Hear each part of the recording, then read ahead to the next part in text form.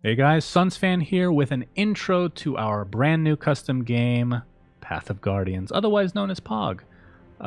This video is just going to give you a brief synopsis of the point of the mod, why we made it, and how it kind of plays out. And Neil's going to show some footage in between. Of course, if you go to pathofguardians.com, you can get the full experience on unlocking things, getting daily quests, all that good stuff, which is going to be in another video. And also on the very front of the page, or in front of the website, it's going to have a synopsis of a lot of stuff that I'm talking about. But, you know, a lot of people prefer the video format, so that's what we're going to do right here. So Path of Guardians, it's a 3 versus 3 based off of a popular game mode, don't hate me, in League of Legends called ARAM, all random, all mid. Of course, that game mode was inspired from a Warcraft 3 mod. So at the end of the day, we're still good to go, right? So in that mode, it's 5v5 and it's one lane. There's a lot of restrictions that I'll kind of talk about, but we didn't want to do exactly what they did. We want to kind of just be inspired by it and then make our own little version of it with, you know, the cool twists, if you will. But the reason, before I get into the actual mechanics of the game and how it works, how it plays out, the reason we made this is because I want something that bridges the gap for a lot of people. I feel like right now there's a lot of people wanting the new player experience in Dota. They feel like new players coming in have a really hard time. So we want to cater to that by providing a casual, stress-free environment just to play fun games that are super fast, even more so than turbo mode, which I think can be a little tilting at times for a lot of people. Maybe not quite as accessible. A lot of people take that seriously for whatever reason.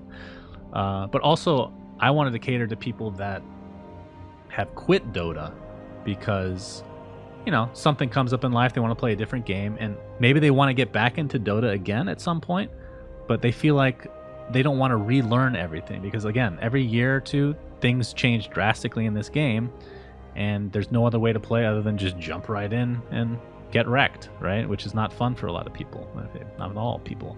But this mode, again, is supposed to be stress-free.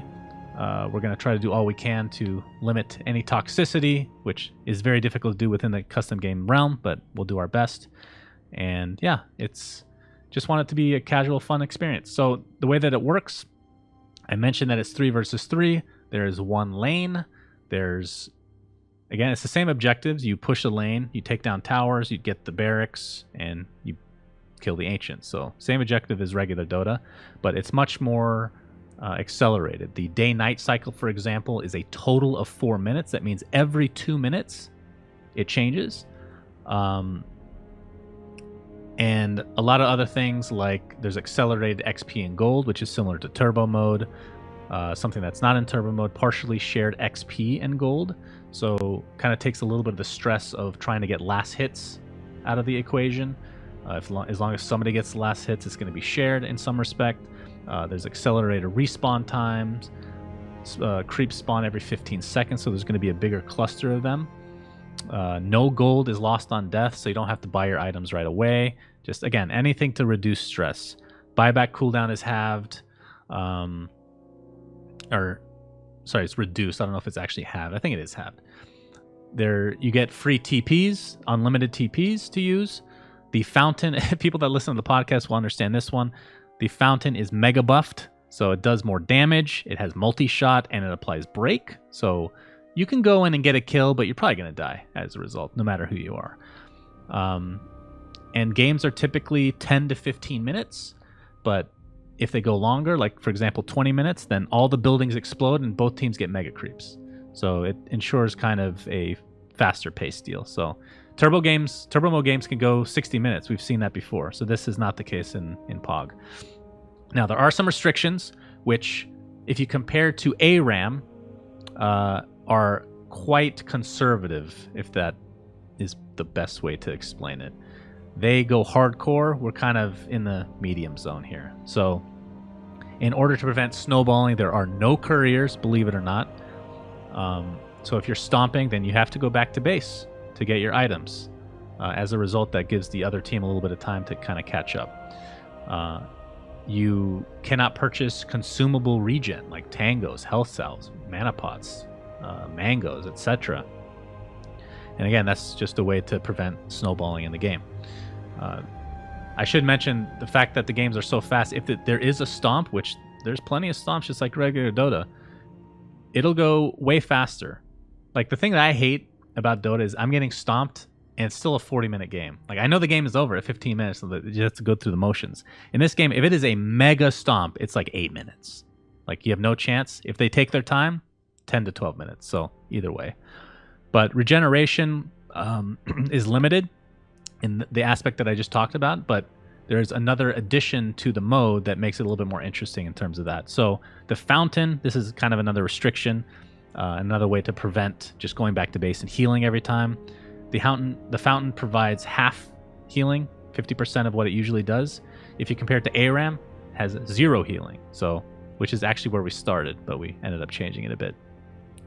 But also there are shrines in the game, which have been deleted from Dota, funnily enough, so now there's shrines back. They provide more healing than they used to in Dota, and they only have a 2-minute cooldown, I believe, so super short.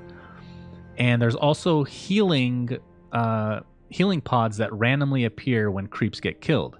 So a hero walks over them, and then it activates them, and then after 3 seconds, anybody that's in that area around that chalice will get mana and HP regen for a certain amount of time, which does not go away with getting hit by enemies or anything like that.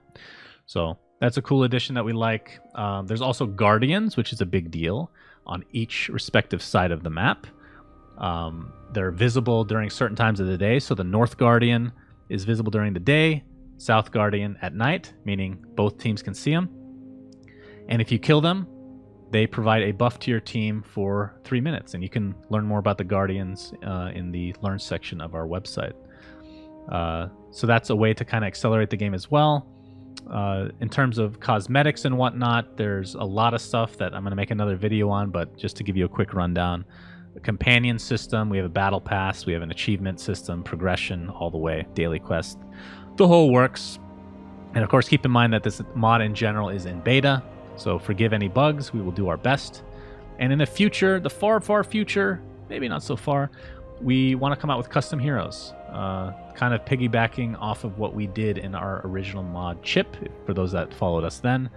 I think it would be cool to have these custom heroes that are inspired from whatever other games come into the Dota realm. So yeah, that is Path of Guardians in a nutshell. I guess the one thing I didn't really talk about, but I believe I'm making another video, is the picking system. But just to give you a rundown, you get 3 heroes to choose from. It's not truly all random. You get the 3, and then there's some twists in between that, again, will be explained in another video. But yeah, that's the general rundown. So be sure to check out the mod and let us know what you think on our subreddit, Dota Cinema, and our Twitters and every other social media you can think of. Thanks for watching, friends. Hopefully this was helpful. Till next time, Suns fan, signing out.